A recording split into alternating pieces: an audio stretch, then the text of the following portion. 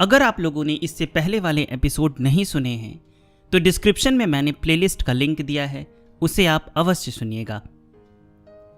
72वां प्रकरण, अनगढ़ थाली की महिमा। हिमालय की शिवालिक श्रृंखलाओं से घिरी कौसल्या और सरस्वती दो नदियों के बीच में कुछ ऊंचाई पर स्थित ऊबड़ खाबड़ तलहटी ऐसे लग रही थी जैसे मिट्टी की एक अनगढ़ थाली हो। यदि इस थाली को तराश कर साफ सुथरा कर दिया जाए और मांगलिक साधनों की सामग्री से सुसज्जित कर दिया जाए तो इसके द्वारा एक ऋषि विराट रूप में प्रकट अपने प्रभु की आरती उतार सकता है। कोलाहल से कोसों दूर यह सुशांत स्थली इस समय उपेक्षित अवश्य थी, परंतु उपासना की दृष्टि से इसकी महिमा गुरुदेव से छिपी न थी। आपने इस क्षेत्र की ऐतिहासिक पृष्ठभूमि को जानते हुए ही इस स्थान को चुना था। सूख चुकी इन दो नदियों की महिमा को भी आप जानते थे। समय समय पर आपने इसकी महिमा में जो कुछ बताया वह संक्षेप में इस प्रकार से है।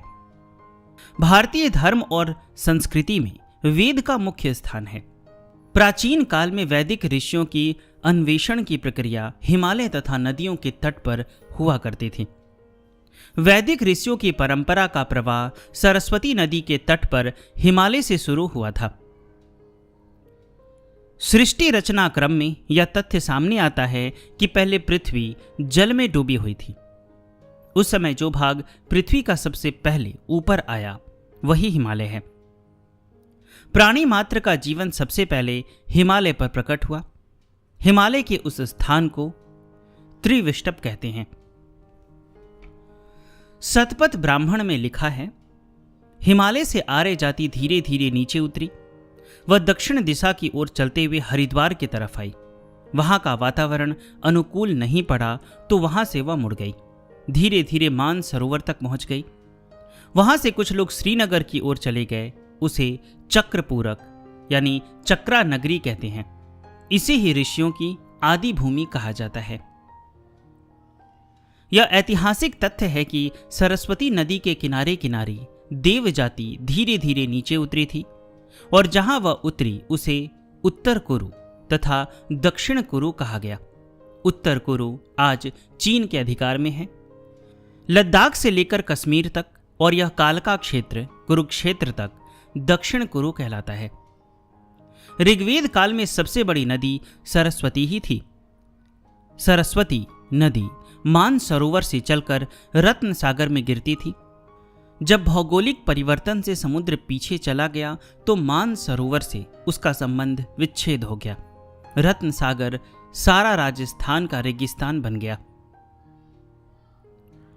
हिमालय से नीचे उतरती हुई सरस्वती नदी इन्हीं मैदानी इलाकों कालका के निकटवर्ती स्थान में से गुजरती थी।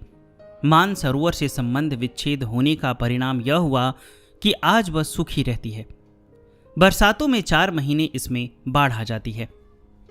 बरसात का पानी जब नीचे गिरता है तो उसे आज की भाषा में घग्गर कहते हैं। घग्गर जो इस समय इस स्थान पर बह रही है, यही प्राचीन काल की सरस्वती नदी है। आज की कौसल्या नदी को ही वैदिक काल में कौशिकी कहते थे। पंचकुला में सरस्वती तथा कौसल्या नदी का संगम है। यही स्थान ऋषियों का मुख्य केंद्र हुआ करता था। कौशिकी नदी के तट पर भी ऋषि लोग रहा करते थे। अतः कालका, पिंजौर, चंडी मंदिर, पंचकुला का सारा क्षेत्र बहुत ही पवित्र स्थान है। सतलुज नदी को वेद में सतद्रु कहा है। सतद्रु और सरस्वती के मध्य के भाग को ब्रह्मवर्त कहते थे। ब्रह्मवर्त के प्रथम सम्राट स्वयंभू मनु थे। स्वयंभू मनु की 3 संतानें थीं, 2 लड़के और 1 लड़की। देवहूति नाम की इस लड़की का विवाह ब्रह्मा के पुत्र प्रजापति कर्दम के साथ हुआ। कर्दम ऋषि और देवहूति ने सरस्वती के तट पर इसी स्थान पर अपना आश्रम बनाया। कर्दम ऋषि और देवहूति के पुत्र कपिल ऋषि का जन्म इसी पावन क्षेत्र में हुआ था। भगवान कपिल ने इसी क्षेत्र से सांख्य दर्शन का ज्ञान मानव जाति के कल्याण हेतु प्रदान किया था। यह क्षेत्र सांख्य शास्त्र के रचयिता भगवान कपिल द्वारा सेवित है। भगवान कपिल ने सांख्य सिद्धांत के द्वारा ईश्वर और जीव की व्याख्या न करके तत्व की व्याख्या की है। आपका कहना था, मैं तो कभी कभी यह भी अनुभव करता हूं कि मेरे गुरुदेव की कृपा से मुझे इस क्षेत्र में सक्रिय होने की जो प्रेरणा मिली है वो प्राचीनतम सांख्य और योग का प्रचार करने के लिए ही है। मैं समझता हूं कि जो लोग यहाँ रहते हैं शायद उनको यह पता नहीं है कि यह कितना पवित्र स्थान है। लोग हरिद्वार जाते हैं, ऋषिकेश जाते हैं, ये सब पौराणिक काल के तीर्थ हैं। वैदिक काल का तीर्थ तो सरस्वती नदी है। इसकी उपासना में वैदिक ऋषि कहते हैं, अंबी तमे देवी तमे नदी तमे सरस्वती। मैं ऐसा नहीं कहता कि गंगा की महिमा नहीं है, गंगा की भी महिमा है। सरस्वती नदी का विलय आज सीधा समुद्र में नहीं होता, परंतु गंगा समुद्र में मिलती है, जिसे गंगा सागर कहते हैं। इसलिए गंगा की महिमा अपनी जगह पर है। ऋषियों ने देखा कि सरस्वती नदी यद्यपि लुप्त हो गई, परंतु ज्ञानमयी शक्ति के रूप में आज भी विद्यमान है। ऋषियों की भावना थी कि सरस्वती ज्ञानात्मिका शक्ति है। उन्होंने कहा कि सरस्वती गुप्त रूप से जाकर प्रयाग में मिल रही है। वही त्रिवेणी है, गंगा च यमुना चैव मध्ये गुप्ता सरस्वती। अर्थात गंगा तथा यमुना के मध्य सरस्वती गुप्त है। गुरुदेव सांख्य दर्शन की महिमा बताते हुए कहते, एक बात सांख्य दर्शन में महत्वपूर्ण है, वह है गुणवाद और ज्ञानवाद। यानी उसमें अध्यात्म और विज्ञान दोनों को समन्वित किया गया है। गुण का विकास शरीर, इंद्रियां, मन, बुद्धि, अंतःकरण इन सब के साथ है। ये सब गुणात्मक है। जिस ज्ञान शक्ति से ये सब संचालित होते हैं वह एक है, अखंड है। उसे ही वेद में पुरुष कहा गया है। सांख्य सिद्धांत का मूल विषय प्रकृति पुरुष का विवेक है। सांख्य की भाषा में प्रकृति पुरुष का अभिप्राय गुण और ज्ञान से है। गुणात्मिका शक्ति ही प्रकृति है और ज्ञानात्मक सत्ता ही पुरुष। सृष्टि में दो तत्वों की अनुभूति होती है, एक को ज्ञेय तत्व और दूसरे को ज्ञाता कहा है। ज्ञेय तत्व को सांख्य सिद्धांत में प्रकृति शब्द से अभिहित किया है और ज्ञाता तत्व को पुरुष कहा है। अर्थात ज्ञानात्मक व चेतनात्मक सत्ता ही पुरुष है और तदाश्रित गुणात्मिका शक्ति ही प्रकृति है। ये दोनों ही मूलतः अव्यक्त एवं अनंत है। इनकी अव्यक्त अवस्था को ही वेदांती ब्रह्म शब्द से संबोधित करते हैं। पुरुष एक है, अनेक नहीं। त्रिगुणात्मक सत्ता भी एक है, इसलिए अभेद दृष्टि तत्व ज्ञान द्वारा ही हो सकती है। यही कापिल सांख्य का संदेश है। कापिल सांख्य को ही बाद में वेदांत रूप में परिणत किया गया। वेदांत का दर्शन सांख्य और योग ही है, अन्य कुछ भी नहीं। कापिल सांख्य पर आधारित शिक्षा का प्रयोजन समझाते हुए गुरुदेव ने आगे बताया, ज्ञान और गुण का, अध्यात्म और विज्ञान का समन्वित विकास ही शिक्षा का प्रयोजन है। मेरी चाह है कि मैं प्राचीन ज्ञान विज्ञान के इन समन्वित विचारों को शिक्षा के माध्यम से मानव जाति में पहुंचाऊं। एक बात याद रखो, महर्षि कपिल ने सांख्य का तत्व विज्ञान सृष्टि के आदि में उस समय दिया था जब किसी देश की सीमा को विभाजित नहीं किया गया था। उस समय हिंदू, मुसलमान, ईसाई आदि का भेदभाव नहीं था। वहां तो ऋषि जीवन था।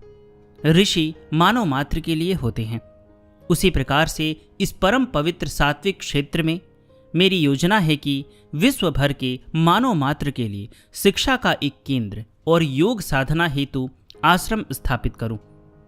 शिक्षा के उस केंद्र का नाम होगा विश्व शिक्षा निकेतन।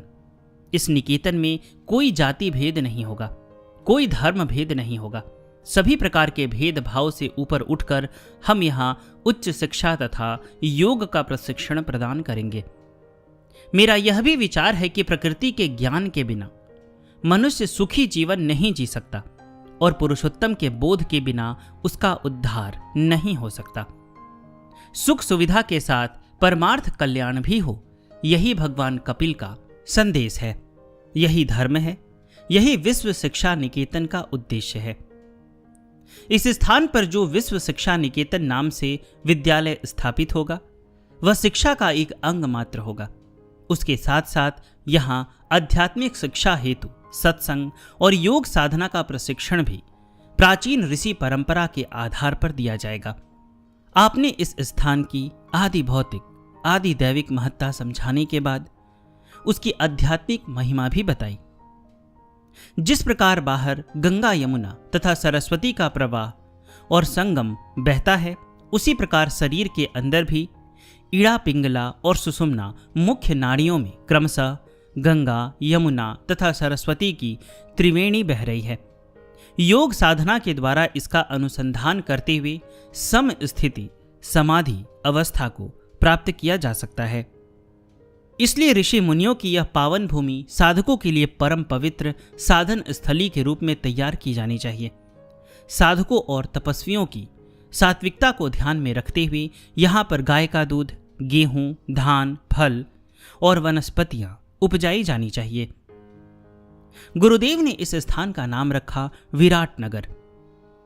आप कहते थे कि जीव मात्र का अस्तित्व विराट से ही है, जीव और जगत की अभिव्यक्ति विराट से ही है और विराट में ही उसका लय हो जाता है। वेद की घोषणा है, उस पर ब्रह्म से विराट यानी विश्व रूप प्रकट हुआ और विराट विश्व रूप से पुरुष उत्पन्न हुआ। गीता में भगवान ने जब अर्जुन को अपना विराट रूप दिखाया तो उससे यह संकेत दिया कि सारा चराचर उसी विराट में समाहित है, इसलिए व्यष्टि समष्टि का ही एक अंग है। आप सदैव कहते, यह बात याद रखनी चाहिए कि समष्टि से व्यष्टि है, न कि व्यष्टि से समष्टि। इस विशाल विश्व में अपने अहम को अलग करके महान नहीं बन सकते। महान बनने का मूल मंत्र है, एक बूंद को यदि महान बनना है तो उसे सिंधु में मिल जाना चाहिए। एक नाला यदि पवित्र बनना चाहता है तो उसे गंगा के साथ एक हो जाना चाहिए। गंगा उसे समुद्र में पहुंचा देगी, नाला स्वयं समुद्र में नहीं पहुंच सकता। यह निश्चित बात है।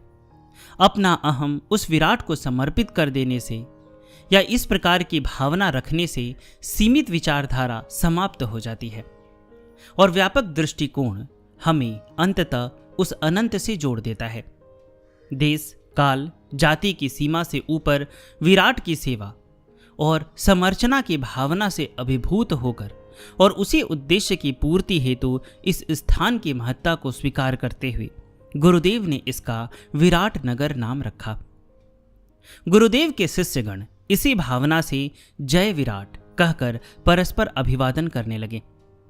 इससे सब में यह संदेश भी जाने लगा कि इस मिशन का उद्देश्य संकीर्णता से ऊपर उठकर सार्वभौम व व्यापक विचारधारा को अपनाना है।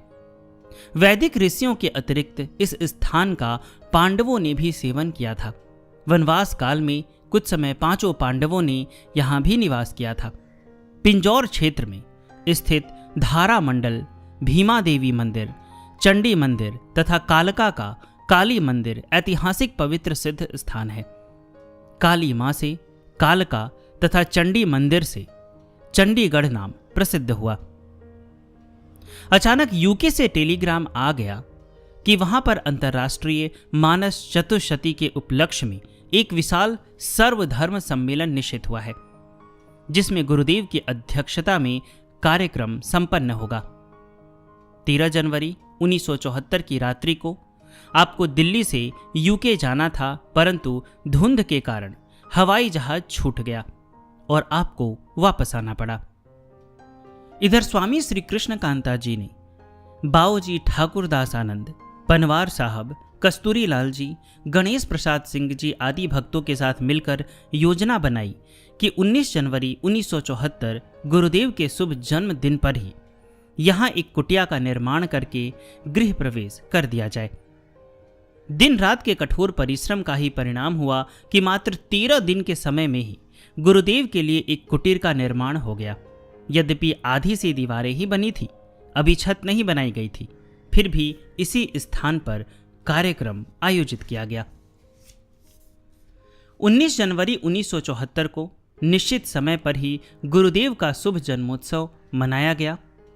इसी समय गृह प्रवेश का मांगलिक कार्य दुर्गा सप्तशती के पाठ और वैदिक मंत्रोच्चारण के साथ संपन्न किया गया। विशेष बात तो यह थी कि स्वयं गुरुदेव इस आयोजन में उपस्थित थे। 26 जनवरी 1974 को गुरुदेव ने पुनः यूके के लिए प्रस्थान किया। इधर इस दिव्य स्थान पर विकास का कार्य धीरे धीरे आगे बढ़ता गया।